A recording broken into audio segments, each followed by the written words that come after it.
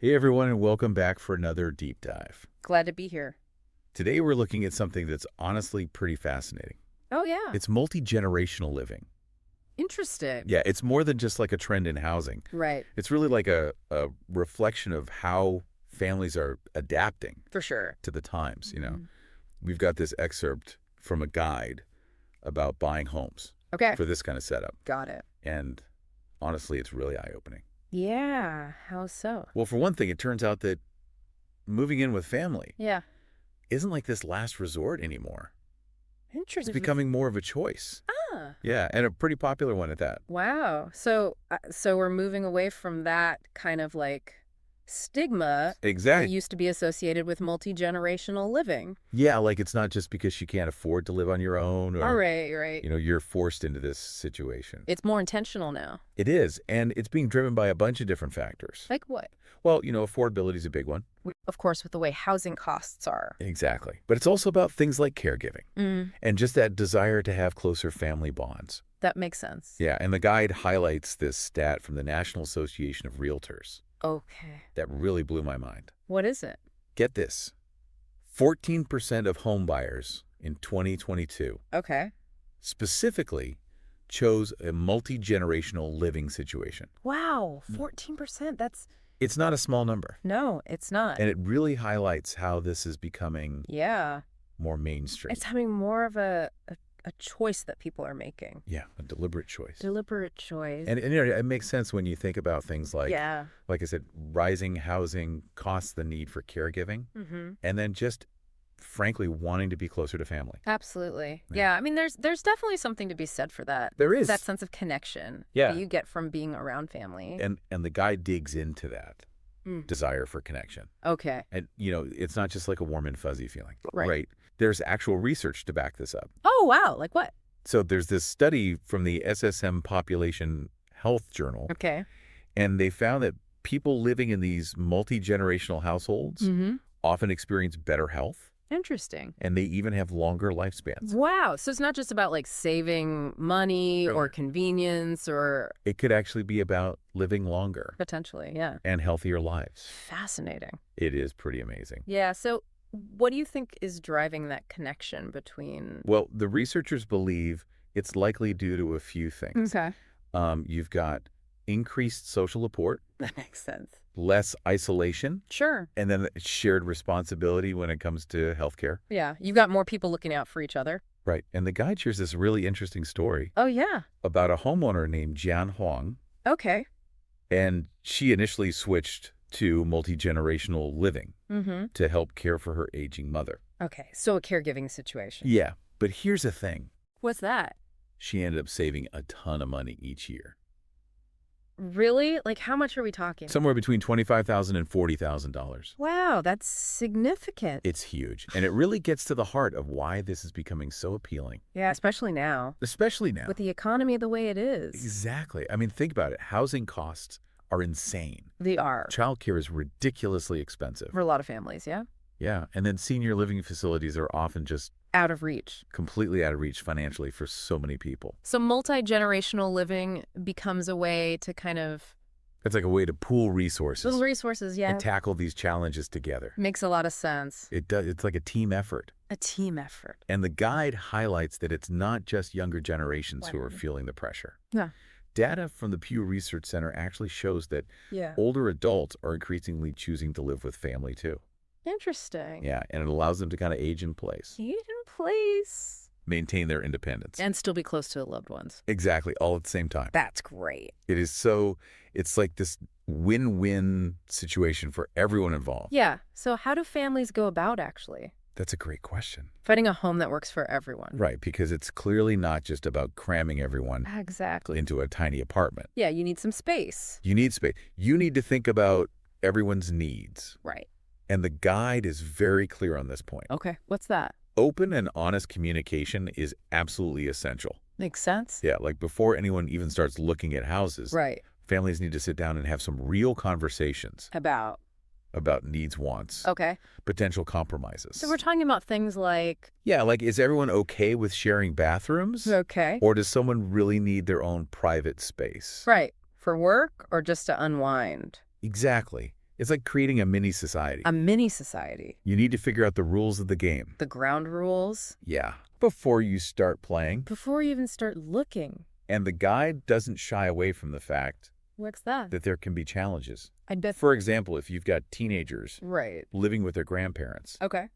those differences in lifestyle and expectations Yeah. can lead to some interesting moments. Definitely some clashes. Yeah. So what kind of housing options are out there? Well, the guide points out several possibilities, Okay. each with its own pros and cons. Makes sense. One option is going for a large home Okay. with multiple bedrooms and ideally ensuite bathrooms. So everyone has their own little space. Yeah, that way you've got shared living spaces for family time, Mm-hmm. but everyone also has their own private retreat when they need it. Got it. Another possibility is a home with what's called an accessory dwelling unit.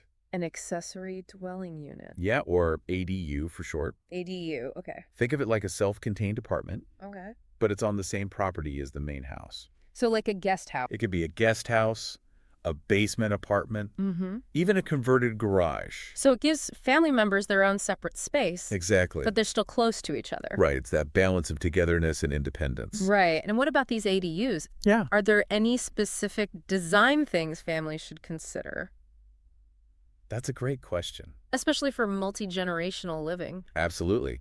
One key thing the guide mentions is accessibility, Accessibility. Okay. especially for aging family members. Right. Makes sense. So features like a ground floor ADU, Okay. wider doorways, Mm-hmm. maybe even grab bars in the bathroom. Yeah, those are important considerations. They can make a huge difference in terms of safety and comfort. And for anyone with mobility issues, those features are essential. Absolutely. They're not just nice to haves. Right. So what about families who might not have the resources for a large home or a separate ADU? Yeah, good question. Are there other options? Well, the guide also talks about multifamily units, Okay. like duplexes or triplexes. So like each family has their own unit, Exactly. but they're all in the same building. Right. It's a great way for family members to have their own separate living spaces, sometimes even with separate entrances Oh, wow. and You utilities. don't have your own privacy. You have your own privacy, but you're still close enough to share meals, offer support, or just pop in for a quick hello. So we've talked about the why behind this trend, The what? and we've explored some of the what The what? in terms of housing options. Right. But let's get real. Okay, let's get down to brass tacks. Buying a house with family Yeah, is a different beast totally different. than going solo. Absolutely. So what are some of the financial and legal considerations? Well, this is where it gets interesting. Okay, I'm intrigued. The guide actually points out that joint mortgages, Joint mortgaging. where multiple people are sharing the loan, Okay. can sometimes make it easier to qualify. Wait, really? Yeah. That's You know kind what of I mean? surprising. I know, right? It Yes. seems counterintuitive. It does. But think about it by combining incomes and assets. Right. Families can often qualify for a larger loan amount, Okay. or maybe even snag a lower interest rate. So it's a win-win. It can be. But what about credit checks? Ah, good point. Because you're essentially linking your financial future to other people. You are, and the guide emphasizes the importance of credit checks Okay. for all co-borrowers. For everyone. It's best to pull those credit reports early in the process Okay. to spot any potential red flags or discrepancies. That could cause problems down the line. Exactly. And it's not just about credit scores, right? Right. I imagine there are some serious legal and financial discussions Absolutely. that need to happen before anyone signs on the dotted line. Families need to be crystal clear About. about who will be on the mortgage and the title Okay. and how financial contributions will be handled. Right, because it's not always a simple equation, No. especially if you have someone like a grandparent who might be contributing a lump sum toward the down payment, but not necessarily being on the mortgage itself. Right. So it can get complicated. It sounds like it. So clear communication is key. Definitely. And maybe having old lawyer on speed dial wouldn't hurt. Probably a good idea. Seriously, though, it sounds like there are so many moving parts There are. to this whole process. Are there any resources or experts families should consider consulting? Absolutely. The guide is a great starting point, Okay. but it also stresses the importance of seeking professional advice. Are you talking to? Talking to mortgage lenders who understand co-buying, consulting with real estate attorneys to iron out the legal details, Okay. and even bringing in a financial advisor to help with overall planning. So it sounds like assembling a team of experts It can be really helpful. is a must for any family considering this path. I would say so, yes. Well, we've covered a lot of ground in this first part of our deep dives We have into multi-generational living. a lot to think about. We've gone from the why to the what, Mm-hmm. and even touched on the how. The how. But there's so much more to explore. There is. Stay tuned as we delve deeper into the emotional dynamics, Okay. the pros and cons, Right. and the long-term impact of this fascinating trend Sounds good. in part 2. Looking forward to it. Welcome back to our deep dive into multi-generational living. It's great to be back. In that first part, we really explored like the why behind this trend. Right, all those motivations. Yeah. And then we looked at, the housing options, So what? and we even dipped our toes into the financial and legal aspects of it all. Right, all the nuts and bolts of actually making it happen. Exactly. But now I really want to dive into the heart of the matter, Okay. the emotional dynamics and the day-to-day reality. And nitty-gritty. Yeah, the nitty-gritty of sharing a home with extended family. Right, because it's not all sunshine and roses, right? It's like that saying, What's that? you can choose your friends, Right. but you can't choose your family. Exactly. You're stuck with them. But jokes aside, the guide does a good job of addressing this. Okay, good. It emphasizes that setting clear boundaries and expectations Yeah. from the get-go is absolutely crucial. Boundaries are key. They are. And remember those honest conversations we talked about earlier? Right, all that open communication. Yeah. Well, this is where they really come into play. Okay, so before you even start packing boxes, Before you even think about moving, families need to tackle those potential conflicts head on. like what kinds of conflicts? Well, think about things like chores. Oh, yeah. Who's responsible for what? Mhm. How are shared expenses going to be handled? Right. Splitting the bills. Exactly. And then how will everyone get the privacy and personal space they need? Because everyone needs a little bit of alone time. Absolutely. It's like establishing Yeah. a mini constitution for your household. I love it. A mini constitution. You need rules, Right. a fair division of labor, Mm-hmm. and a system for resolving disputes before they escalate into those full-blown family feuds. Oh, I can just imagine. And it's not just about logistics. Right. You also need to consider that emotional landscape. Oh, for sure. Different generations often have Mhm. different lifestyles, different expectations, Totally. and navigating those differences requires Yeah. sensitivity and understanding. I can definitely see that. Imagine trying to enforce a bedtime Yeah. when grandma's downstairs having a movie marathon. Yeah, or grandpa's up early practicing his bagpipes. Oh, that's a good one. It's all about finding that sweet spot between togetherness and individual freedom. That's a tough balance. It is, and it's an ongoing process. Right, because families grow and change. Exactly. The dynamics shift.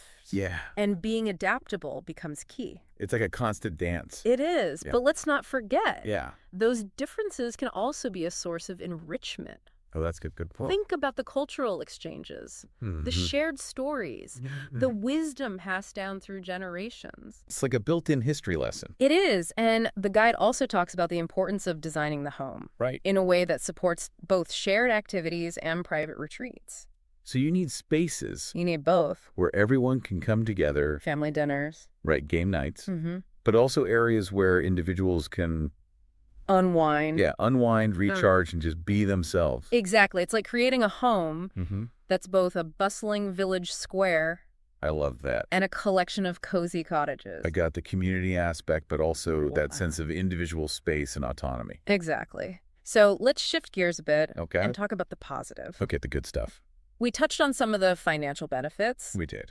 but the guide also dives into Mm-hmm. the emotional and even health advantages. Yeah, I could hear it. And this is where it gets really interesting. Okay, lay it on me. It's not just anecdotal evidence. Oh. There's actual research to support these claims. I like research. Remember that SSM Population Health Journal study? Yeah, the one about longer lifespans. Exactly. Well, they found that people in these multi-generational households tend to have lower mortality rates Wow. and report higher levels of overall health. So living longer and healthier. It seems that way. That's pretty amazing. Do they have any insights into...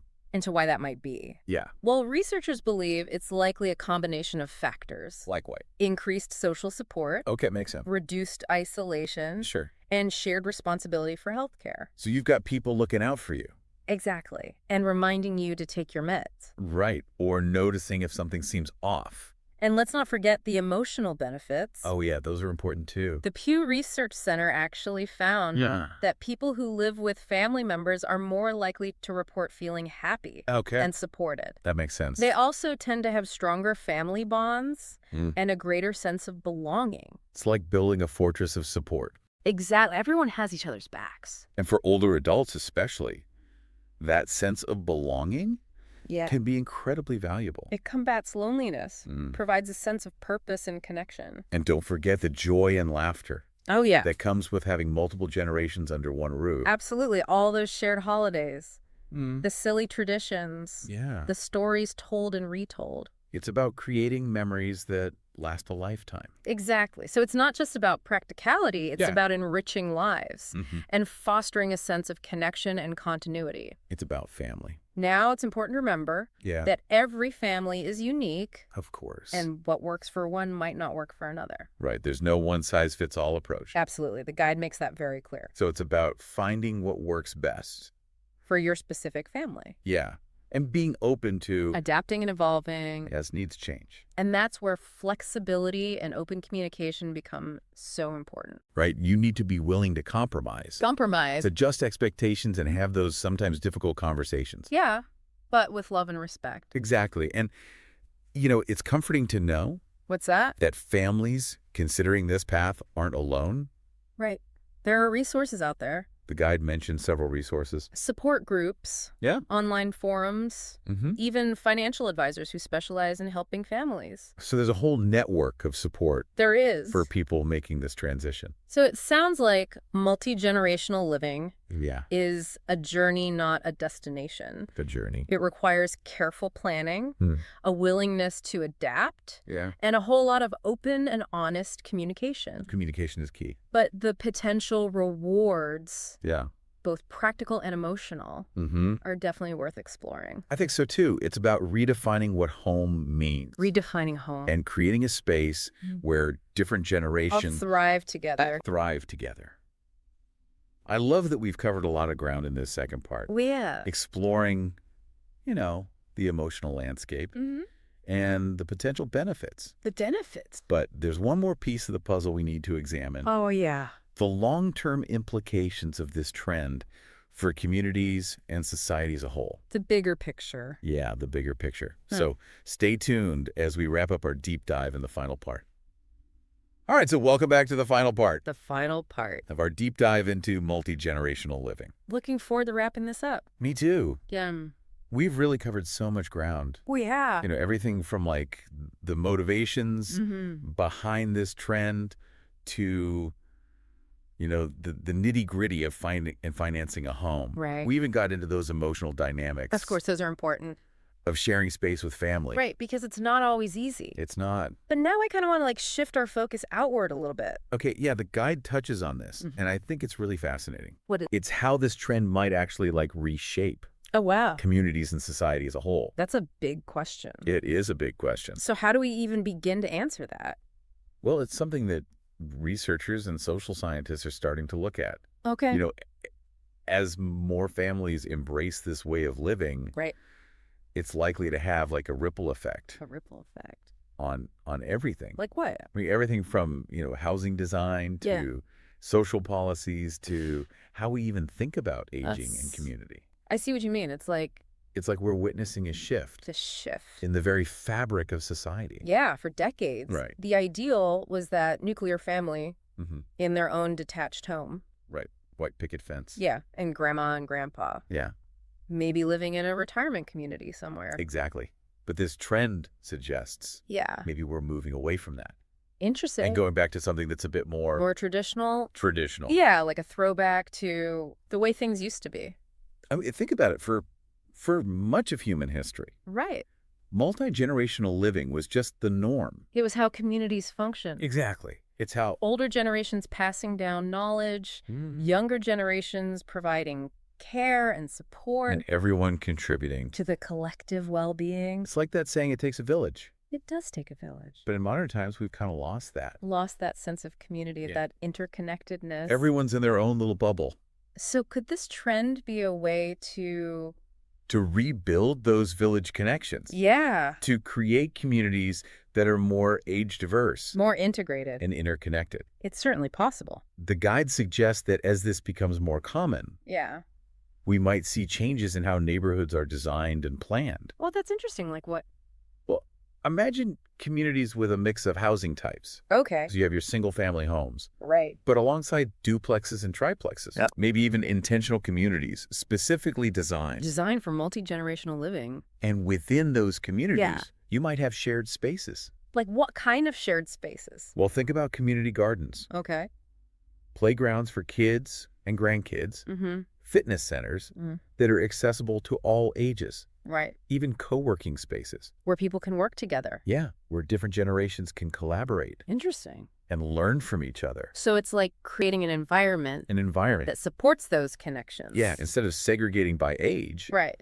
we're bringing everyone together. Creating a more vibrant community. Exactly. And I Mhm. think having that mix of ages Yeah. could Yeah. have really positive social implications. How so? Well, think about it. When kids grow up around older adults, Yeah. they gain a deeper understanding of aging. That's true. They see those role models of resilience and wisdom. Right. And they learn to value Yeah. the contributions of people from different generations. And for older adults, Yeah. living in this kind of setting, Mm-hmm. it combats that social isolation. Right. You're not just stuck at home alone. Exactly. And it gives them opportunities to, To share their knowledge. pass on their experience. And feel a sense of purpose. It's like creating this virtuous cycle A virtuous cycle where everyone benefits, of each other. from those different walks of life. I like that. And from like a societal perspective, Yeah. fostering those bonds. Could have huge implications for I mean, think about how we approach elder care, elder care, child care. child care, even education. Imagine a society where caring for aging parents Mm-hmm. isn't seen as a burden, Right. but as the natural part of family life, Where it's just what you do and where grandparents play an active role, in raising their grandkids. passing down traditions, Traditions, value. schools and community centers Yeah. become those hubs Hubs for learning. for intergenerational learning and exchange. It's a nice thought. It's a hopeful vision. A society that embraces, Yeah. not just in terms of race or ethnicity, Or in terms of age, age diversity recognizing the value of people. at every stage of life. It's a vision that's within reach. You think so? I do. The choices we make today as individuals, as families, It shaped the future. they shape the society of tomorrow. So by embracing this way of living, Yeah. we're not just finding a practical solution for Right. like housing challenges or caregiving. It's more than that. It's about planting those seeds Yeah. for a more connected, compassionate, And age-inclusive future. well said. So as we wrap up this deep dive, Yeah. what's the one thing you want our listeners to take away? I think it's that multi-generational living is more than just a trend. More than a trend. It's a reflection of how families are changing. Evolving. It's a response to those economic pressures. Right. And it's a potential catalyst for positive social change. Absolutely. So if you're considering this path, approach it with an open mind, Open heart. open heart, and a willingness to embrace Embrace it all. the challenges and the rewards. It's a journey It's a journey, but it can enrich your life to strengthen your family. and contribute to a more vibrant community. Absolutely well said. And to our listeners, Yeah. we encourage you to explore those resources. You've shared a lot of great information. Spark those conversations with your family. Get those conversations going. And maybe even consider how this could shape your own future. Yeah. Who knows? Maybe this deep dive Spark something new will spark a whole new chapter. in your life. Thanks for joining us. It's been a pleasure.